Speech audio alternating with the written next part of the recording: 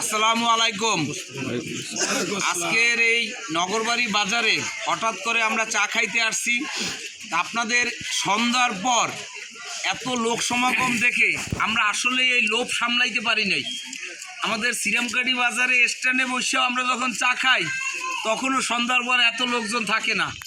আসলে এইটা খুব ভালো লাগলো। এত লোকজন যখন দেখছি, আমরা সবাই রাজনীতি করি, তো রাজনীতি করার কারণে নির্বাচনের সময় একটা বড় রাজনীতিক কার্যক্রম চলে না ভাই, তো এই লোভ কেউ সামলাইতে পারি না। আমাদের সাথে আমাদের শ্রীরামকাঠি ইউনিয়নের প্রাক্তন চেয়ারম্যান এবং নাজিরপুর উপজেলা বিএনপির সাবেক সফল সাংগঠনিক সম্পাদক জনাব মোহাম্মদ মোতাহার হোসেন মোল্লা উপস্থিত আছেন। আপনারা সবাই তাকে চেনেন।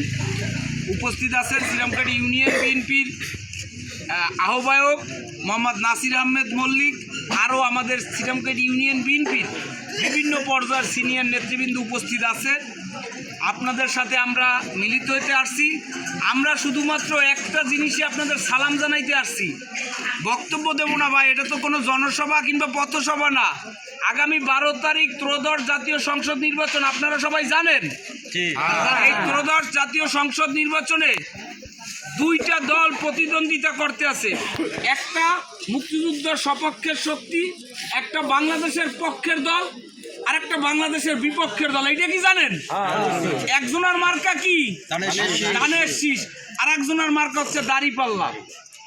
বিভিন্নভাবে ইসলামিক ফতোয়া দিয়া, জান্নাতের টিকিট দিয়া, বিভিন্ন ছল চতুরিতে আপনার ভোটটা নেওয়ার জন্য বিভিন্ন কলা কৌশল করতেছে। হিন্দু ভাইদেরকেও বিভিন্নভাবে মিসগাইড করে ভোট নেওয়ার চেষ্টা করতেছে। কিন্তু আমাদের সৌভাগ্য, আমরা এই আপনাদের এলাকারই, আপনাদের বলতে গেলে আপনাদের পার্শ্ববর্তী এলাকারই একজন প্রার্থী পাইছি। তা আপনাদের এলাকায় ওঠা বসা, বাড়ি গাড়ি, মামু বাড়ি সবই তো আপনাদের, নাকি ভাই? আপনাদের এলাকায় আমরা অতিথি হিসেবে আসছি। এই এলাকার একজন লোক যদি এমপি বানাইতে পারি ভাই, আমরা একটা জোর দিয়ে বলতে পারবো না আমাকে এটা লাগবে। বিগত দিনে অনেকে অনেক কাজ করছে, হয়তো দীর্ঘ 15 বছর 17 বছর বাধ্য হয়েও অনেকে অন্য একটা দল করতে হয়েছে। রাষ্ট্রীয় স্বৈরাচারের কারণে অনেকে অনেক কিছু করতে হয়েছে। এখন এই সুযোগ আসছে ভাই, নির্বাচন একটা সুযোগ।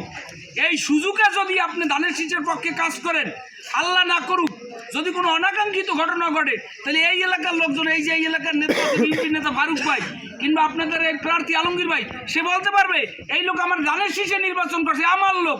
কে আওয়ামী লীগ করছে, কহনক্য করছে, এটা দেয়ার বিষয় নেই, এ আমার লোক। কিন্তু যদি এইটা না করেন ভাই, তখন এটা কিন্তু সুযোগ থাকবে না, থাকবে।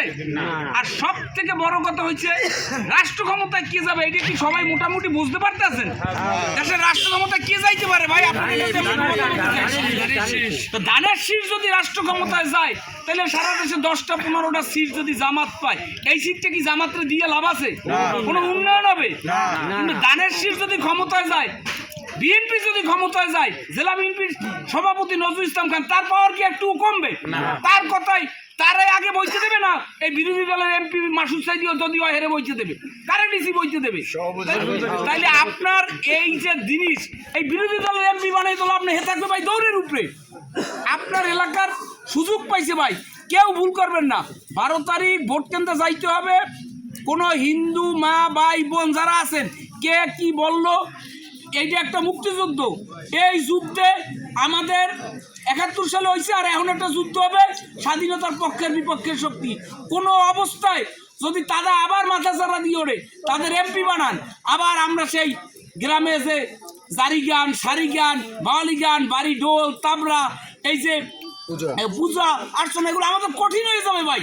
আমরা হলাম গ্রাম্য পরিবেশে হিন্দু মুসলমান এক থালায় এক কলা পাতায় ভাত খাইছি, এগুলো থাকবে? এগুলো করা সম্ভব হবে? তবে আমার মা বোনের রাস্তায় বেরিতে পারবে? এক লগে স্কুল কলেজে পড়তে পারবে? এগুলো বুঝাইতে হবে ভাই। বিভিন্ন মিসগাইড করে বিভিন্ন কথাবার্তা বললে কিন্তু রাষ্ট্র ক্ষমতায় যাইতে চায়। বক্তব্য দেবো না, সিনিয়র নেতৃবৃন্দ আছে, সবাই সচেতন, সবাই স্মার্টফোন ব্যবহার করেন, বিভিন্ন কিছু দেখেন। সুযোগ আইছে ভাই, পায়ে হাত দিয়ে বলি ভাই, কোনো অবস্থায় কাল সাপের মাথার এই যে মিষ্টি কথায় ভুললা সবল দিয়ে খাইয়েন না ভাই। এর জন্য শেষ সুযোগ এইটা আমাদের। এইটা যদি আমরা এইখান থেকে জামাতরে চিরতরে বিদায় করবো, এটা জামাতের আসন না। আমরা 12 তারিখ সবাই ধানের শীষে ভোট দেবো ইনশাল্লাহ। এখন